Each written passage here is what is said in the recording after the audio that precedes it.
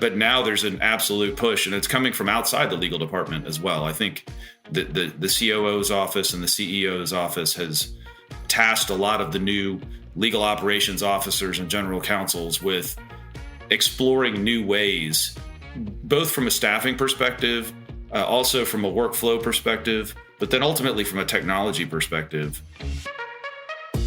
Hi, I am Guru, and I would like to welcome you all to Clause and Effect, a podcast series presented by Simply Contract. Joining us today is Eric Schultenover, a legal expert and a business advisor with over 2 decades of experience across verticals and industries. Eric co-leads enterprise legal solutions at Legility, a global new law company that provides consulting, technology, and managed solutions, and a flexible legal services to corporates and law firms. He specializes in M&As, compliance project management, contract review negotiations, and litigation management solutions. Prior to Legility, Eric was a partner at Waller, Lanston and Dorsch, practicing in corporate restructuring and finance with extensive experience in automotive and healthcare industries. Eric, glad you could join us today on this podcast. I'm excited for our chat about the world of enterprise legal operations. Thank you very much, Guru. It's my privilege and pleasure to be here with you today. Great. So let me just get on to these discussions, Eric, right? The world is coming back to the new normal. World is opening up. We had a tough 2 years of pandemic. Every sector is growing. There is a huge tailwind across verticals, industries, domains that you and me have been talking and witnessing. Just want to know about, hear your thoughts about what's driving this growth in the enterprise legal management space. We see quite a bit of adoption, a lot of legal spend increasing. What's your view around it, Eric? Yeah, Guru, great question. I think there's a number of factors that are pushing innovations within the legal department generally. Before the pandemic, there was quite a groundswell of activity around CLOC, the Association of Corporate Counsel, moving beyond areas like e-discovery and litigation spend management into other areas of enterprise legal operations, such as contract management, or looking at different ways to deliver M&A projects and to handle due diligence, looking at the increasing amount of compliance work around data privacy, specifically around GDPR initially, and then moving into the CCPA here in the United States, but other privacy regulations that are now being set forth by various state governments. And so that was all happening pre-pandemic. There was quite a bit of discussion around that. Obviously, the pandemic occurred and pressed pause a little bit around those types of discussions, or at least initiatives within companies. But I think the discussions actually might have picked up a bit during the pandemic because people had a chance to spend some time and think about these other areas, and then with an eye to implementing change coming out of the pandemic. Obviously now, in addition to there just being thought leadership around these other areas of enterprise legal operations, there are cost pressures. Those cost pressures existed pre-pandemic, but they're even more significant now, I think, as businesses try to navigate the various global difficulties stemming from the pandemic and now stemming from what appears to be conflict in Europe that is further stressing businesses that are global actors. And so, I think that there was an eye pre-pandemic to the fact that there was a better, more efficient way to accomplish legal work, to get more work done per dollar or per euro spent. But now there's an absolute push, and it's coming from outside the legal department as well. I think the COO's office and the CEO's office has tasked a lot of the new legal operations officers and general counsels with exploring new ways, both from a staffing perspective, also from a workflow perspective, but then ultimately from a technology perspective to drive innovation, cost savings, and better service from the legal department back to these corporate businesses. And it's very much front and center now coming out of the pandemic. Great. So, that's a very interesting point you bring in. In fact, just alluding on that, right? One of our guests in the previous episode spoke about this performance undersupply in the legal tech, right? So having built a company, having been a tech enabler for legal, I definitely feel there's a lot a technology industry woes to the legal team, right? So it's completely understaffed. I think there's a lot more solutions that can come up from the legal tech vendors. We see a lot of momentum with many interesting startups coming with some legal solutions, litigation management solutions, IP related solutions, and many, right? And I'm sure you know most of them, if not all of them. Want to hear from you about CLM, contract lifecycle management. What's the role of a CLM in enterprise legal operations? And a little bit more about how do we deliver increased value to the business? Well, that is a broad question, and we could probably have an entire podcast just around that. And I know a lot of it is going to continue to touch on that. I know I touched your hot subject, but yeah, It go on. absolutely, All well, yours, it Eric. is a hot subject, and I would say this is probably the area within enterprise legal solutions that has the most current traction globally. And I do think it's because um, there was momentum around the new software solutions that was really starting to take hold pre-pandemic, and now a lot of the tools are very robust that are being introduced into the CLM space. I started back in 2011 in the LPO business, coming out of my private practice as a corporate finance and restructuring attorney. And back then, really, the only software that was making significant impacts in terms of legal spend and efficiency was in the e-discovery markets. And even then, it was somewhat early days, but you could see adoption in litigation matters, compliance matters, investigations, and things like that of technology tools to make lawyers more effective and more efficient when they're performing those projects. There really wasn't much outside of those litigation support tools and maybe some matter management, litigation management tracking tools that was really changing the way that legal practice occurred.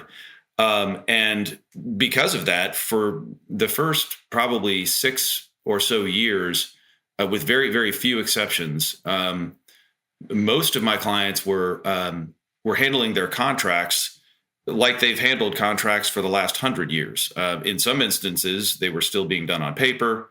There was a very lengthy negotiation process around large contracts and things like that, because they're the best technology that existed was just simple redlining technology. So there was a lot of back and forth. There was no tracking of information that was being negotiated in those contracts, or if there was, it was being done in spreadsheets and things like that.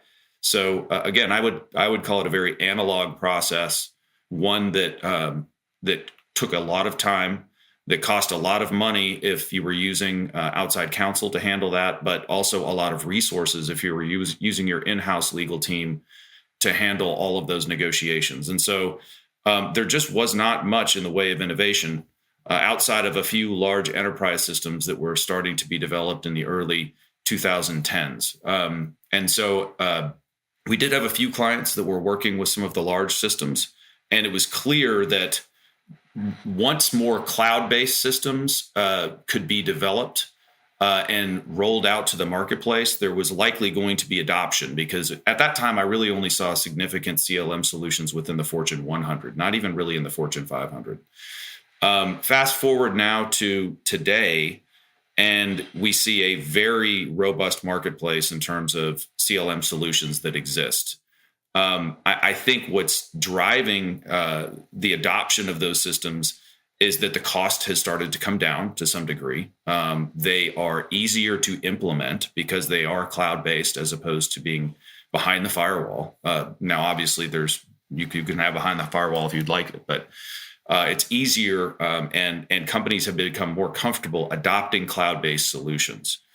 So when you start to reduce the friction around implementation, you reduce the cost, and you now have 10 years of in-house legal teams starting to use CLM technology solutions as part of their contract process.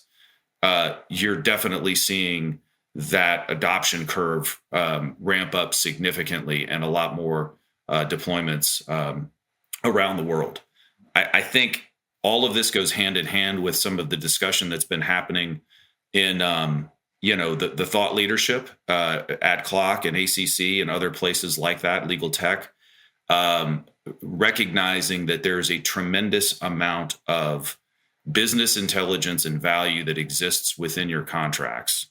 And so, there are opportunities to not only manage your contracts relationships better, much better. Not only, I should take one step back, first of all, negotiate your contracts in a much more efficient and effective way with tools that enable your team to negotiate better and to do it more quickly. So there's certainly that front end piece.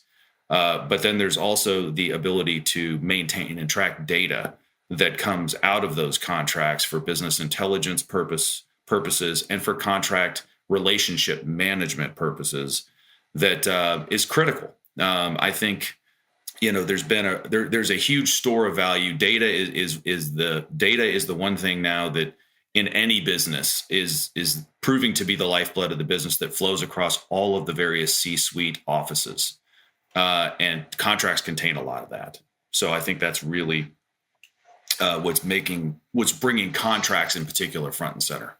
Can't agree with you more, right? Every conversation that we have across the globe, customers keep looking for what sort of data can you provide.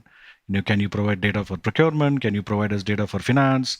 Eric, just a little more building on that about a little bit, your views about outsourcing contract services, right? So there are many areas that the legal operations or the GC's office is looking at leveraging external support from partners. You spoke about some of them, right? Are there any trends that you see, and why? What are those interventions where enterprises look for outsourcing any of the contracting services? Yeah, great question. Appreciate that too. That certainly is at the core of our business at Legility, Consilio. And I would be remiss if I didn't make note. My bio, of course, says Legility, but we are within a week here of switching over completely to Consilio. So that is going to be my new home and a much larger global resourced organization at Consilio. Very excited about that. But we here at Consilio do provide those types of legal outsourcing opportunities and services. And I think one of the reasons why the General Counsel's office is looking at outsourcing opportunities is, number one, because a lot of the outsourcing firms like ours and like some of our competitors are very conversant in the technology tools as well. And each one of these solutions really is a three-legged stool. There's people, process, and technology. That's something that we always talk about in terms of the dials that you might be able to turn to increase the effectiveness of your internal legal team and the efficiency of the services they're delivering back to the end client. So far, there's not a technology that just negotiates these contracts back and forth by themselves and gets it right 100% of the time. So we're firm believers that there's going to be a human element for the foreseeable future, probably forever, at least with respect to final review of contracts and making sure that business critical contracts are negotiated properly and that the language is correct. So we're a big believer that there's always going to be a human element. And today there certainly is. And for large organizations that generate a significant amount of customer agreements, paper, who are big procurers of goods and services, and have large vendor contracting operations and procurement contracting operations, there's going to be, oftentimes thousands and thousands of agreements that are working through that funnel every year. And the days of perhaps allocating expensive in-house counsel resources to handle relatively routine contracts, certainly for large organizations, has passed. And so the big companies are looking for combinations of contract managers, lawyers from companies like Consilio, operating in a team-based environment with clear playbooks and following instructions to be part of that negotiating environment. It not only saves the company money versus full-time employee resources and expensive lawyers, but it also frees up the in-house legal team to focus on the more strategic, higher value contracts perhaps that an organization has, or the more pressing strategic legal needs of an organization. So it allows those in-house lawyers to spend more time with the other business leaders within an organization and to drive value and provide good counsel, and to allow some of the more routine, tactical, day-to-day contracts to be addressed at a lower cost point, but also at a point where when you enable these outsourced teams with clear process and workflow design and good playbooks, so it's clear what their orders are in terms of what they can and can't do with respect to negotiating agreements. And then through, very elegant technology interfaces now and that are cloud-based, you can really empower those teams to focus in on the regular routine agreements and handle them more efficiently. And so companies across the globe and really companies, I would say, even outside of the Fortune 500 into the largest 2,000 or 3,000 organizations, our operations around the world are looking for process design and good outsourcing partners to handle a lot of this routine work in a more efficient way. Eric, yeah, so interesting. Three top points you spoke about, right? The first is about the playbook, second is about the workflow, and third is about the whole simplicity of a tool or a platform that helps either you have an in-house or have an outsourced partner that you work with is very critical for enterprises to do. Do you want a little more elaborate on these three things and why are they so critical for a good, responsible product or a tool to help the council's office? So, with respect to playbook development, it's absolutely critical that any team that is being integrated into an existing process within an organization has clear direction as to what they can and can't do. But so either a client or company that is engaging our team, has existing playbooks where they've reduced their preferred language to a document of some sort, or if they do not have one, they develop it. And it is a very worthwhile exercise for an organization to undertake the development of playbooks, because people may come and people may go within a legal department throughout the course of a company's life cycle. But if a company has spent time to reduce all of that language to internal documentation through a Six Sigma process or something like that, then it's very easy to bring in new resources, whether they are internal resources or external resources, to be part of the contracting process within an organization. Specifically with respect to process, as I was hinting at before, maybe 10 or plus years ago, it was a very analog process, I think, within a lot of organizations. And contracts would come in oftentimes from the business. They would find, the internal lawyer that had some availability and capacity, and they would just start emailing, contracts to particular people within an organization. And sometimes relationships would develop between certain business units of certain lawyers. And so all the contracts would go to certain people. It was kind of a Wild West, I think, process for allocating work within a legal department. And it was oftentimes driving choke points within an organization and places where, some folks may have had too much work, some other people had too little. And so I think, going back 10 years ago, there was some thought as to how do we start developing even internal workflows that make more sense. We need to route contracts through contract managers. We need to have one single point of contact in order to do that. And a lot of those processes, and also, allocating certain types of contracts to certain types of attorneys or certain levels of attorneys based on the value of a particular contract to the organization was something that needed to happen. And so I think there's been a lot of thought to doing that over the last 10 years. Again, I think companies built their own internal processes and workflows in order to make that happen. But it really hasn't been until, recently, with the creation, I think, of intelligent CLM solutions and elegant, user interfaces that are easy for lawyers to use because we're not technologists, that has really enabled that workflow, right? So the playbooks were developed. People, reduced their preferred language to, clear documents that new outside vendors could follow. over the last 10 years, they also gave some thought as to what's the best way to route contracts through an organization. But now when you combine that with the technology tools that exist, integrate those workflow decisions into the tool itself, have access to playbook documentation within the tool itself. That's now the marriage that we're finally seeing of all three of those, legs to the stool that I was referring to before come together so that they're truly effective. And really, one without the other, two even without the third, are not ideal. But now we're in a situation, I think, from a technology perspective, where you can marry up playbooks, processes into a simple to use tool. I mean, one area that I think is really worth noting, and I think I touched on it a little bit earlier, but it's certainly something that I've seen from a lot of the new tools that are coming out is the amount of business intelligence that can be gleaned by tracking the metrics and the data points within a contract, within the CLM CMS system. So not only can you better manage the relationships with your counterparties and to the contracts and understand when contracts are going to expire, or better understand your pricing terms with them.